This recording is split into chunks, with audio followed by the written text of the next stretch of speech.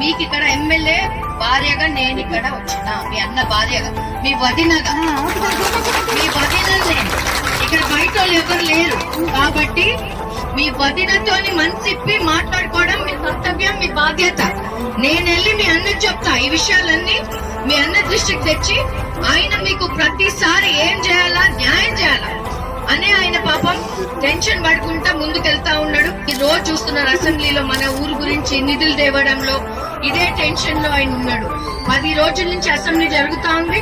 ప్రతిసారి మన సమస్యల మీద, మనకి రోడ్ల గురించి, మన బాధ్యత, మన పిల్లలకి ఉద్యోగాల గురించి పోట్లాడుతా ఉన్నాడు.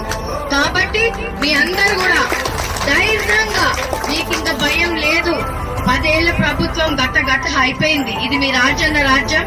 ఇక్కడ ఎవ్వరు కూడా డబ్బులు అక్రమంగా తీసుకుంటాం వీలు లేదు. ఎవరైనా సరే జైలు పాలు చేస్తాడు ఆయన తీసుకుపోయి.